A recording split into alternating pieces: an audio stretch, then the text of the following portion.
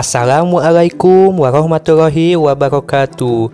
Menurut literatur yang saya baca, anjing domestik atau Canis lupus familiaris adalah hewan mamalia yang telah mengalami proses domestikasi dari serigala sejak sekitar 15.000 hingga kemungkinan 100.000 tahun yang lalu. Berdasarkan bukti genetik seperti fosil dan tes DNA, anjing telah mengalami evolusi menjadi berbagai ras dengan variasi yang luas, termasuk berbagai warna dan jenis rambut. Ilmu pengetahuan yang mempelajari segala hal mengenai anjing dikenal sebagai kinologi. Bukti terbaru menunjukkan bahwa anjing pertama kali dijinakkan di Asia Timur, kemungkinan di Tiongkok. Manusia pertama yang tiba di Amerika Utara membawa anjing dari Asia. Dari penelitian genetika telah mengidentifikasi 14 ras anjing kuno, termasuk Chow Chow, Shar-Pei, Akita, Shiba, dan Basenji, yang merupakan beberapa ras anjing tertua. Teori yang menyatakan bahwa anjing berasal dari Asia mendapat dukungan karena sebagian besar dari 14 ras anjing kuno berasal dari Cina dan Jepang. Anjing dianggap sebagai hewan sosial mirip dengan manusia dan memiliki kesetiaan dan pengabdian terhadap pemiliknya. Mereka dapat dilatih, diajak bermain, dan tinggal bersama manusia. Anjing juga menunjukkan kemampuan untuk bersosialisasi dengan manusia dan anjing lain. Hubungan antara manusia dan anjing seringkali mencerminkan konsep manusia tentang cinta dan persahabatan. Kesetiaan anjing sangat dihargai oleh pemiliknya, dan seringkali anjing dianggap sebagai anggota keluarga dengan diberikan nama yang sama dengan pemiliknya. Dalam kehidupan sehari-hari, anjing menunjukkan kedekatan perilaku dengan manusia, bahkan hingga pada tingkat di mana mereka menganggap manusia sebagai anggota kelompok sendiri.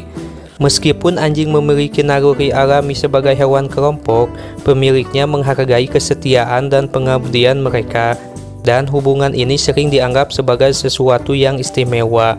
Dalam situasi tertentu, anjing bahkan dapat menunjukkan tanda menyerah, seperti berbaring terlentang dengan perut terbuka, yang dianggap sebagai perilaku menyerah dalam dunia anjing. Lalu bagaimana sih, Mang, dalam ilmu fikih tentang anjing tersebut? Berikut kajiannya dari Gus Baha.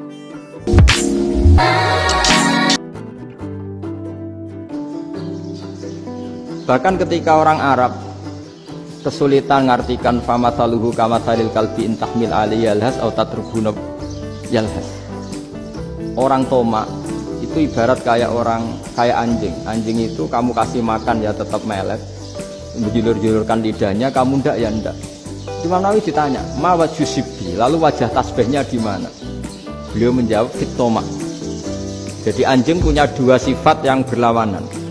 Di bab ilmu dipuji, nggak ada hewan yang mudah menerima ilmu kayak apa? Anjing. Sehingga Quran mengistilahkan wama alamtum minal jawarihi mukallibin. Hewan yang mudah diajari itu oleh Quran dibahasakan sudah menganjing. Karena anjing adalah hewan yang paling mudah apa? Diajarin. Itu diakui oleh Quran wama alamtum minal jawarihi mukallibin. Tapi dia punya sifat yang sangat buruk sekali, yaitu nggak pernah puas. Makanya ketika Bal'am bin Ba'ura, ada tokoh yang kedonyan ya, itu kalau diistilahkan Quran walakinnahu akhlada ilal ardi wattaba hawa famathaluhu kamathalil kalbi intahmil alaihi yalhas aw tatrukhu yalhas. Jadi anjing punya dua sifat yang berlawanan. Di bab ilmu dipuji karena paling mudah diajarin. Itu saya pernah ke Malaysia, diceritain sama polisi Malaysia. Anjing itu saking cerdasnya itu bisa deteksi CD palsu sama CD bajakan, asli sama bajakan. Itu kan nggak kebayang. Kalau narkoba mungkin masih ada bau khusus ya. Atau mesiu atau bom masih ada bau khusus. Ini enggak. Anjing itu dilatih ngecek CD yang asli sama yang palsu. Wah itu kebablas itu pinternya itu. Itu harganya itu 1 miliar lebih. Paling mahal.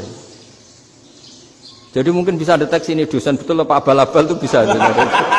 Itu kiai betul apa kiai pesanan itu mungkin bisa.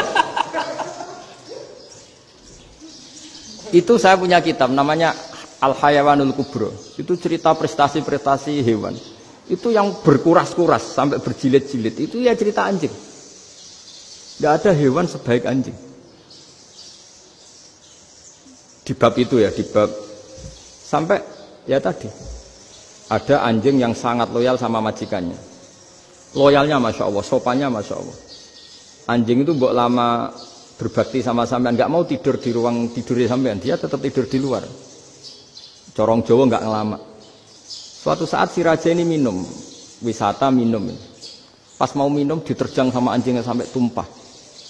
Kecewanya raja ini itu karena selama ini anjingnya sopan sekali. Sekedar ganggu di ruangannya nggak pernah, malah ini mau minum, minuman yang disukai diterjang anjingnya tumpah. Marah kan anjingnya di mana? Ternyata apa? Minuman itu, anjing ini tahu kalau minuman itu beracun, diracuni oleh musuhnya.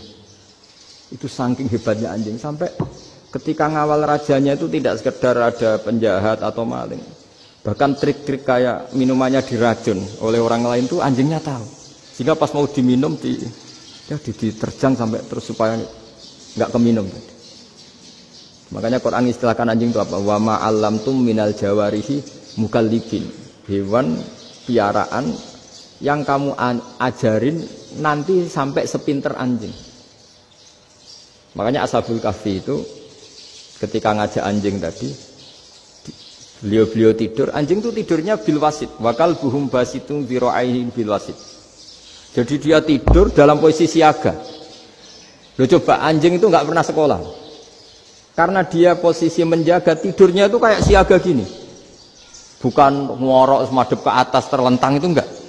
Andai kan dia tidur terlentang itu kan yang mau mengganggu kan, wah asune turu, itu enggak. Dia tidur posisi siaga, makanya disebut lawit tolak ta'alaihim lawalaita minhum firaron. Kalau kamu melihat anjing itu pasti lari karena dia posisi siap merekam.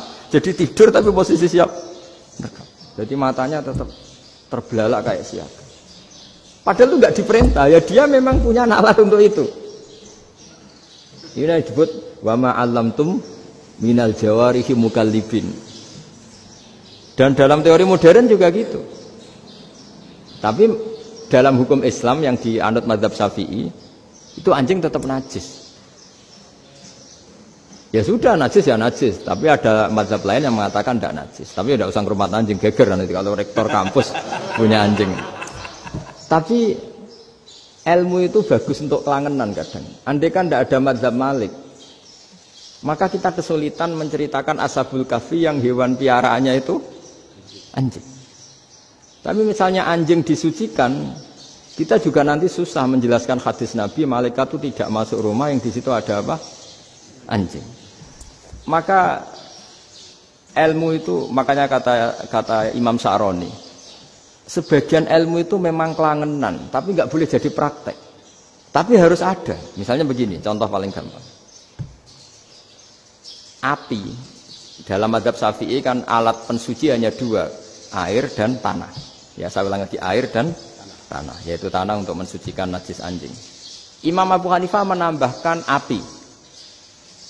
Mazhab Syafi'i itu agak kesulitan ketika ada batu bata dibikin dari tanah-tanah yang bercampur kotoran. Mazhab Syafi'i akan kesulitan karena di situ ada najis yang jadi materinya bata. Hukumnya gimana kalau nanti dipakai masjid? Tapi barokahnya ada beberapa mazhab. Abu Hanifah mengatakan dan api. Jadi apa tadi air, tanah, api. Alasannya masuk akal. Ketika usatul mukminin, orang-orang mukmin yang ahli maksiat itu sebelum masuk surga, kalau dia dosanya banyak itu dibakar dulu supaya suci. Emas itu untuk memisahkan dengan materi lain juga harus dibakar.